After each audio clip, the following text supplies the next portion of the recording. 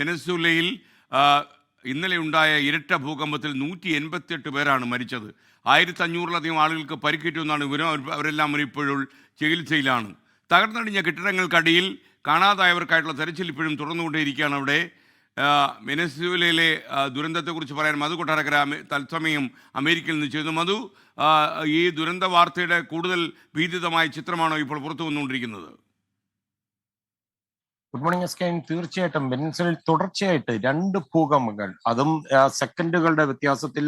ഈ ദുരന്തത്തിൽ ഇതുവരെ 188 പേർ മരിച്ചതായിട്ടാണ് ഔദ്യോഗിക സ്ഥിരീകരണം. 1500-ലധികം പേർക്ക് പരിക്കേറ്റിട്ടുണ്ട്. കെട്ടിടാവശിഷ്ടങ്ങൾക്കിടയിൽ 100 കണക്കിന് ആളുകൾ ഇപ്പോഴും കുടുങ്ങിക്കിടക്കുന്നതിനാൽ ഈ മരണസംഖ്യ ഇനിയും ഉയരുവാനുള്ള സാധ്യതയാണ് വിലയിരുത്തപ്പെടുന്നത്. 6 പതിറ്റാണ്ടിനിടയിൽ വെനസ്വേല കണ്ട ഏറ്റവും വലിയ ഭൂകമ്പമായിരുന്നു ഈ കഴിഞ്ഞ ദിവസം ഉണ്ടായത്. വെനസ്വേലയിലെ വടക്കൻ സംസ്ഥാനങ്ങളിലാണ് ബുധനാഴ്ച തുടർച്ചയായി ഈ 2 ഭൂകമ്പങ്ങൾ കനത്ത നാശനഷ്ടം ഉണ്ടാക്കിയത്.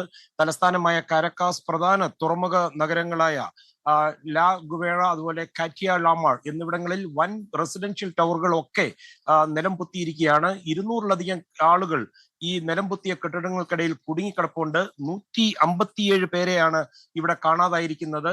വെനസ്വേലയ്ക്ക് സഹായവുമായി അമേരിക്ക വന്നു കഴിഞ്ഞു. American state secretary Marco Rubio Venezuelan acting president Delcy റോഡ്രിഗസുമായിട്ട് ഇന്ന് ഫോണിൽ സംസാരിച്ചു. രക്ഷാപ്രവർത്തനങ്ങൾ ഊർജിതമാക്കുവാൻ അമേരിക്കയുടെ പൂർണ്ണ പിന്തുണ ഉണ്ടാകുമെന്ന് മാർക്കോ റൂബിയോ വ്യക്തമാക്കി.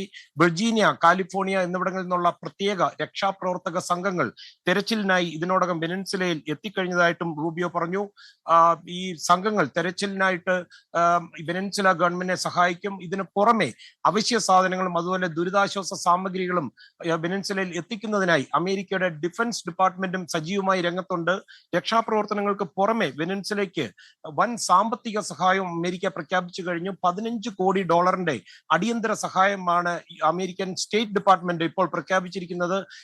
ഐക്യരാഷ്ട്ര സഭയുടെ ഉൾപ്പെടെ വെനസ്വേലയിൽ ദുരിതാശ്വാസ പ്രവർത്തനങ്ങളിൽ നിരവധി ഏജൻസികൾ ഇപ്പോൾ പ്രവർത്തിച്ചുകൊണ്ടിരിക്കുകയാണ്. ഇവർക്കായിരിക്കും സ്റ്റേറ്റ് ഡിപ്പാർട്ട്മെന്റ് ഈ തുക കൈമാറുക. ഈ വെനസ്വേല എണ്ണ സമ്പന്നമായ ഒരു രാജ്യമാണെങ്കിലും കഴിഞ്ഞ ഒരു ദശാബ്ദമായി വെനസ്വേല വലിയ സാമ്പത്തിക തകർച്ചയാണ് നേരിടുന്നത്.